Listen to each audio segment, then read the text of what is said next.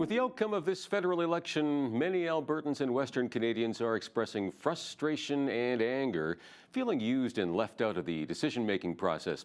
Now, the rumblings of Alberta separation are most certainly on the rise.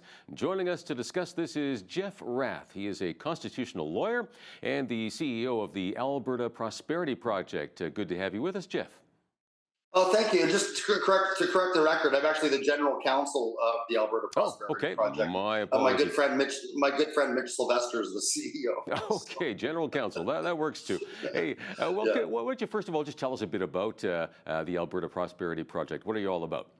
Sure. Well, Dennis Modry, myself, and a number of other gentlemen started the Alberta Prosperity Project about 4.5 years ago. We wanted to start a nonpartisan educational organization to educate our fellow Albertans on the benefits of independence from Canada, right?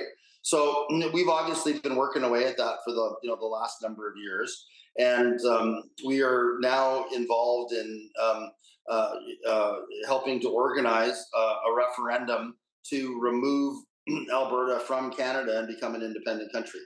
Okay. Well, I guess what is the driving motivation to see Alberta separate from the rest of Canada? I'm assuming this has to do with... I mean, the motivation is the same as it's always been. We're a colonized people. We're basically a colony of Quebec and Ontario. We're completely discriminated against within Confederation. Ontario and Quebec are guaranteed 3 seats each on the Supreme Court.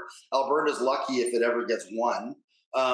The Maritimes, New Brunswick and Nova Scotia together are entitled to 20 seats in the Senate.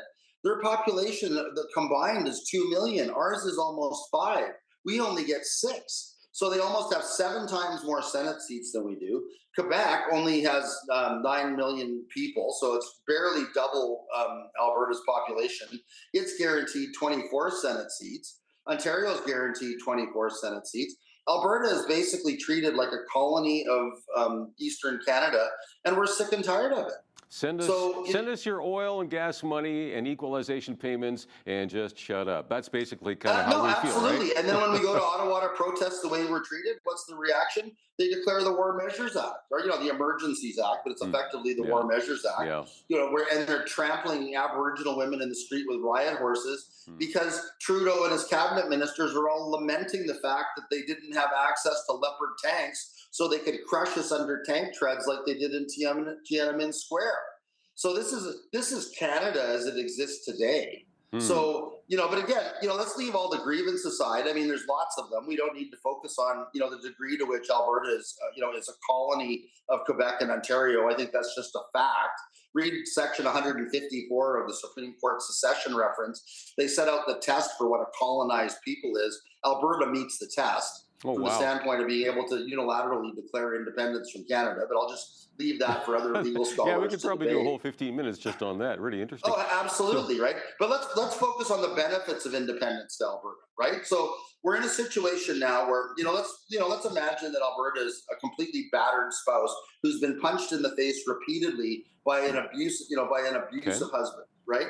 And for sake of argument, let's call that abusive husband, Mark Carney.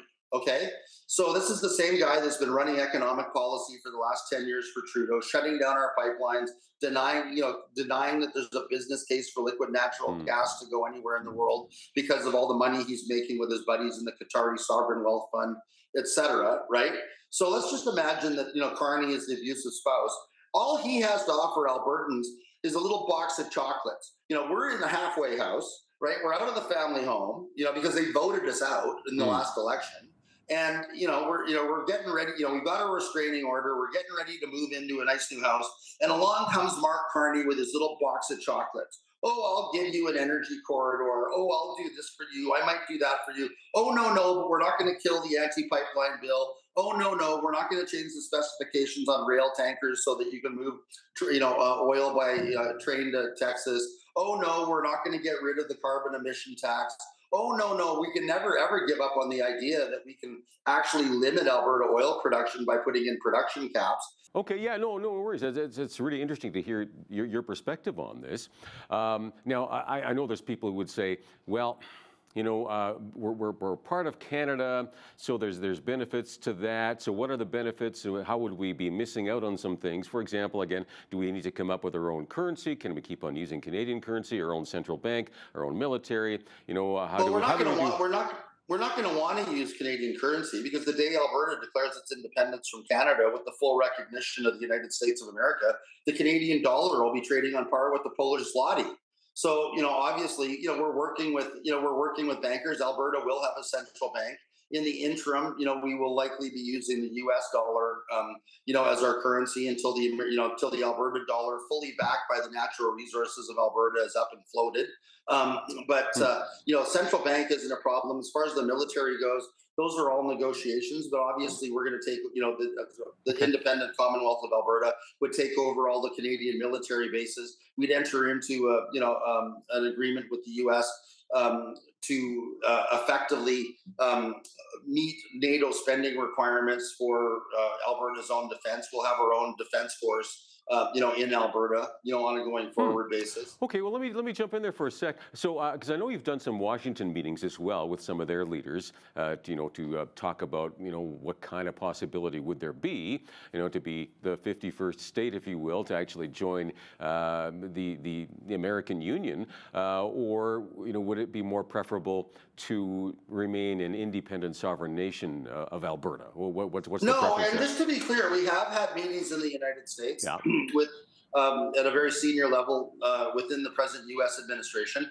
We've been very clear in our meetings with the United States that we're not seeking status as a 51st state. Oh, okay. We're seeking status, as an independent, as the independent Commonwealth of Alberta, as an independent country. They're fully in support of that goal. Because keep in mind, from a U.S. perspective, they don't need a bunch of communist, Chinese adjacent globalists in Ottawa continually screwing with the American energy supply. The day Alberta declares independent, I would imagine that plans for at least 5 pipelines south through Montana are going to hit the table, including a pipeline to Tidewater through Washington State, right? With getting Alberta out of the Paris Climate Accord, getting rid of all the emission caps, all the ridiculous and needless federal regulation that's put on Alberta industry and the Alberta oil patch by Ottawa is going to increase the profitability of Alberta oil and will allow Alberta oil and gas production easily within the next 5 years to double. So, Alberta is going to become literally the most prosperous jurisdiction in North America. We'll have the lowest tax rates. We'll have the most thriving economy. The day we declare independence, we're going to have the highest GDP per capita of any country in the world. Because of when you factor in the interest, the $1.5 trillion that have been sucked out of Alberta through equalization to subsidize little crybabies in Quebec who are constantly threatening to leave. Canada owes Alberta $1.5 trillion, right?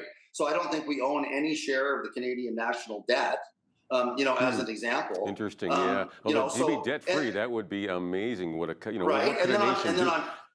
100%. And then the other thing to keep in mind too, and I know people worry about their pensions, but one of the things that we're discussing with the United States is the possibility of Alberta pension assets being converted at par into U.S. dollars with the support of the United States. The other thing that pensioners need to keep in mind is that Canada only pays. We send $9 billion a year into CPP. We only get $3 billion a year back. Yeah. So if you think of the $70 billion that we send to Ottawa every year, to only get $33 billion a year back, right? Yep. Including pension funds, we can easily afford to self-fund, CPP and other, pension obligations in Alberta until such time as we successfully negotiate the return of the $339 billion of Alberta money, sitting in the Canada Pension Plan investment account. So you're saying our pension plan essentially would be safe, or no? I don't have to worry about that, is what you're saying? No, we don't have to worry about it at all. But the big point in the short term is that our pensioners don't need to worry because Alberta can fully afford Hmm. to self-fund those pensions until we resolve whatever outstanding issues there are going to be Yeah. with Ottawa in terms of repatriating our money. Yeah, and I know there's a lot of naysayers, though, to what you're hoping to accomplish here. A lot of people saying, "Whoa, it's not going to be that easy," and maybe it isn't. But I guess how doable is it? Now, it got easier in the sense that just yesterday, the Premier Danielle Smith, introducing some legislation that would change the number of petition signatures you need, and also giving you more time to get those signatures, to bring this to a referendum here. So what are the actual numbers on that? Do you have that? Well, the one thing we don't need is more time, Okay. because as of yesterday, on the new numbers in the proposed legislation, it's now 10% of the voter turnout in the last Right. election, Yeah. right? So 1.77 million people voted, so that's roughly 177,000 people are required for a pension.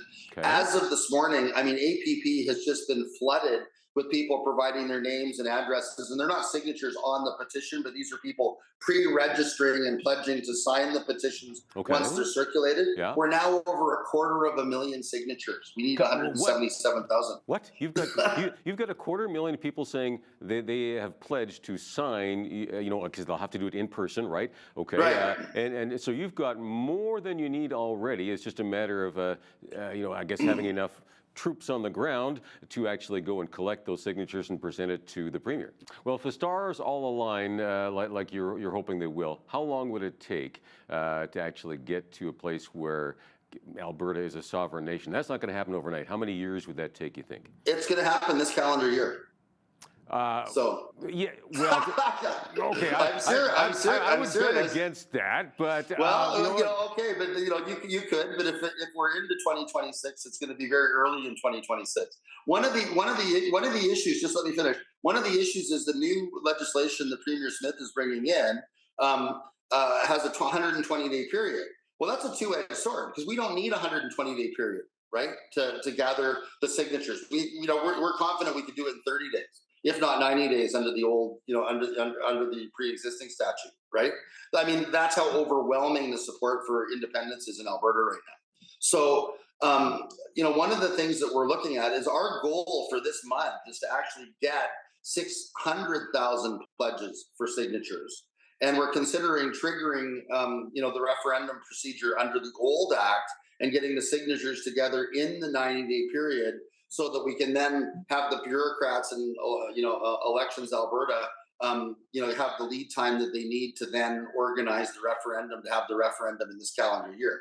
I suspect if they try to hold us to the 120-day period in the new legislation, if we're waiting till July for the new legislation to come down and be proclaimed, add 120 days to that, spin up time for Elections Alberta, etc. We could be January or February before we could have a referendum and vote ourselves out of Canada. But everybody that I'm working with on my team, we are incredibly gung ho. We're incredibly focused, and we're moving forward and doing everything we can to have a referendum this year and to have Alberta declare itself an independent country this calendar year. Well, those are some very ambitious goals you have there, Jeff. Got to hand it to you that way. You're certainly got some big dreams there. And if you've got 250,000 people pledging already, I guess it is doable. We'll be watching very carefully to see if that happens. Okay. Thanks for your time today, Jeff. Obviously the support for independence in Alberta right now is overwhelming. That the last election just proved once and for all that Ontario and Quebec don't care whether Alberta stays in Canada or not.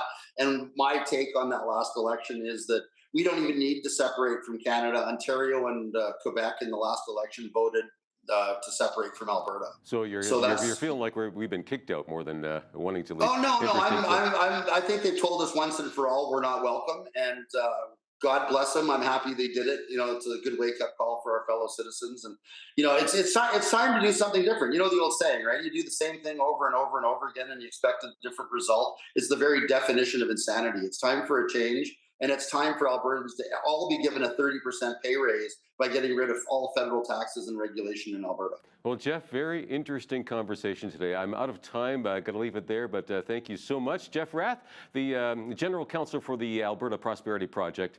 You can check out their website, albertaprosperityproject.com.